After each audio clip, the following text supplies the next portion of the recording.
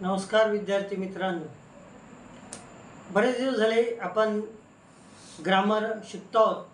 आपण काही दिवसांपूर्वी नाऊन, इंग्रजी ग्रामरमध्ये नाऊन, काइंड्स ऑफ नाऊन हे शिकलो. आज आपल्याला शिकायचे आहेत आर्टिकल्स.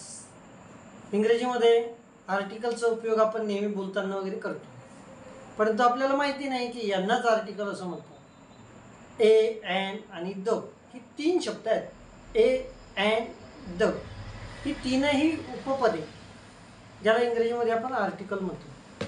आता तिघांचाही उपयोग आपण वेगळा वेगळा करतो. त्यामध्ये ए आणि ॲन या दोन्हींचा उपयोग आपण सारखा करतो. ए आणि ॲनचा उपयोग करताना आपण अ मॅन म्हणजे कोणी एक माणूस या अर्थाने आपण करतो. याचा आता क्रमाने आपण याचे वापराचे नियम वगैरे कसे आहेत ते आपण बघूया.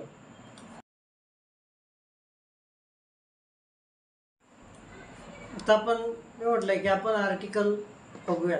तर आपण अ मॅन हे उदाहरण बघितलंय अच्या संदर्भात. दुसरं ॲन ॲनिमल, कोणी एक प्राणी, म्हणजे ए आणि ॲन दोन्हीचा अर्थ एक असा होतो. हे आपल्या या दोन्ही उदाहरणावरून लक्षात आलं. अ मॅन अँड ॲनिमल, हे अ आणि ॲन या दोन्हीचा उपयोग एक या अर्थाने झाला. पण ॲनसाठी काही नियम आहेत, एसाठी काही नियम आहेत. ते नियम आपण अभ्यासूया. ए आणि ॲन वापरण्याचे काही नियम आहेत. ही नियम आपल्याला लिहून घ्यायची वहीमध्ये. मी एक एक सांगतो, आपल्याला एक एक नियम लिहून घ्यायचा आहे. शांततेने आणि व्यवस्थित सांगतो. नियम क्रमांक 1, ए आणि ॲन एक वचनी नामापूर्वी ए आणि ॲन याचा उपयोग होतो. उदाहरणार्थ a boy, an ant, a man, an elephant. ही कशी एक वचनी, एक वस्तू आपण दाखवली. म्हणजे पहिला नियम काय की एक वचनी नामांपूर्वी ए आणि ॲन या आर्टिकलचा उपयोग करतात. लिहून घ्या. नियम नंबर 2, या ॲन आणि एचा उपयोग हा व्यंजन किंवा व्यंजनाने सुरू होणाऱ्या नामाच्या पूर्वीच केला जातो. म्हणजे तुम्हाला स्वर आणि व्यंजन माहिती आहे. जसं ए, ई, आय, ओ, यू हे इंग्रजीतले स्वर आहेत आणि राहिलेले इतर जे आहेत ते व्यंजन आहेत. म्हणजे व्यंजनांच्या पूर्वीच आपण एचा उपयोग करू शकतो. म्हणजे नियम नंबर 2 आपल्या लक्षात आला की एचा उपयोग करताना ज्या नामांची सुरुवात व्यंजनाने होते त्यांच्यापूर्वी ए वापरायचे. A boy, a cat, a man, a girl, a fan. म्हणजे हे सर्व कसे व्यंजनाने सुरू झालेले आहेत. म्हणजे ज्या शब्दांची किंवा नामांची सुरुवात व्यंजनाने होते त्यांच्यापूर्वी आपण ए हे आर्टिकल वापरतो. त्या ठिकाणी ॲनचा वापर करत नाही. हा झाला नियम नंबर 2. आता नियम क्रमांक 3 बघा. तुम्ही काय म्हटलं आहे की व्यंजनाच्या पूर्वी होणाऱ्या, व्यंजनाने सुरुवात होणाऱ्या नामांच्या अगोदर आपण वापरतो, एकवचनी नामांच्या अगोदर. पण आता यामध्ये एक लक्षात घ्यायचं आहे आपल्याला की ए हे आर्टिकल व्यंजनाचा उच्चार आहे, पण त्या ठिकाणी अक्षराची सुरुवात स्वराने झाली. ए, ई, आय, ओ, यू या स्वराने त्याची सुरुवात झाली, परंतु त्याचा उच्चार हा व्यंजनासारखा आहे. स्वरांत उच्चार त्याचा येत नाही. अशा नामांच्या पूर्वी सुद्धा ए हे आर्टिकल वापरतात. बघा, आपल्याला नियम क्रमांक 4 बघायचा आहे. तो आहे ॲन संदर्भात. आता ॲनचा उपयोग केव्हा करायचा आहे मी सांगितलं की स्वर ए, ई, आय, ओ, यू हे 5 स्वर आहेत आणि या 5 स्वरांच्या उच्चाराने सुरुवात होणाऱ्या अक्षरांच्या पूर्वी आपण ॲन वापरतो. आता हे कोणते आहेत परत एकदा सांगतो. ए, ई, आय, ओ, यू हे 5 स्वर आहेत आणि यांच्या उच्चाराने सुरू होणाऱ्या शब्दांच्या पूर्वीच ॲन वापरायचं आहे. त्याची उदाहरणं काही आहेत, ती उदाहरणं आपण बघू. An ant, an animal, an egg, an umbrella. बघा, आता ॲनचं सांगितलं मी की AEIOU या स्वरांच्या उच्चाराने सुरुवात होणाऱ्या नामांच्या पूर्वीच ॲन वापरायचं. आता काही अक्षरं अशी आहेत इंग्रजीमध्ये की ज्यांची सुरुवात H पासून होते.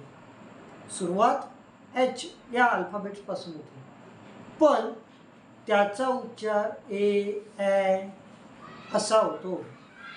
आता H पासून सुरुवात, तुम्ही मला विचाराल की बा सर, तुम्ही तर आता सांगितलं की AEIOU हे स्वर आहेत, तर यांचाच उच्चार अक्षर शब्द सुरू होतो Hने, परंतु उच्चार करताना AEIOU या स्वरांनी त्याचा उच्चार होतो. काही उदाहरणं आहेत, ती उदाहरणं आपण आता लगेच पाहणार आहोत, तर ते स्क्रीनवर आपण बघूया.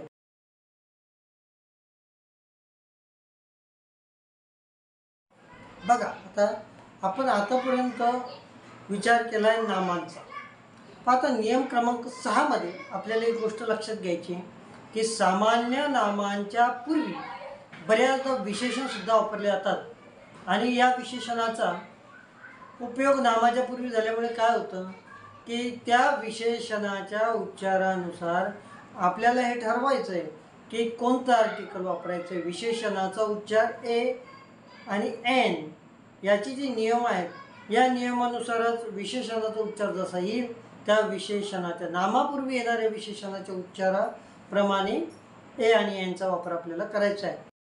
A आणि N संदर्भात ही 6ही नियमं जर आपण लक्षात ठेवली तर बोलताना आपण भाषिक सौंदर्यामध्ये इंग्रजीचा उपयोग करताना छानपैकी A आणि Nचा उपयोग करू शकतो.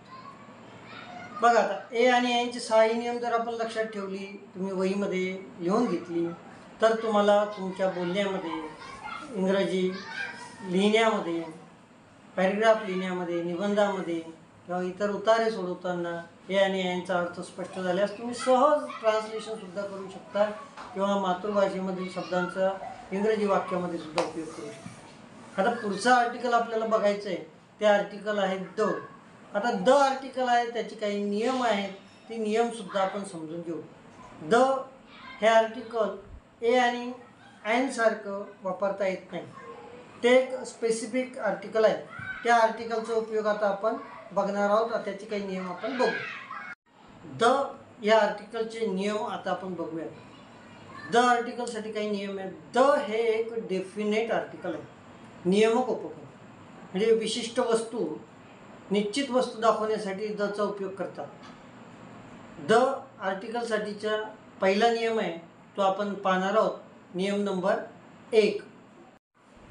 एकदा उल्लेख केलेल्या नामाचा जर आपल्याला पुन्हा उल्लेख करायचा असेल तर द या आर्टिकलचा उपयोग करतात.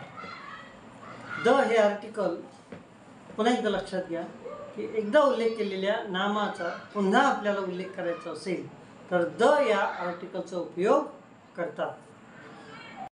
लक्षात ठेवा, द हे आर्टिकल एकवचनी आणि अनेकवचनी दोन्ही सामान्य नामाच्या पूर्वी वापरता येतो.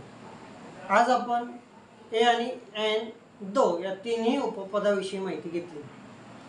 आता हे सर्व आपल्याला लिहायचं आहे आणि लिहून लक्षात ठेवायचं आहे. ए आणि एन, दो याच्या अनेक वाक्यांचा तुम्हाला स्वतःच्या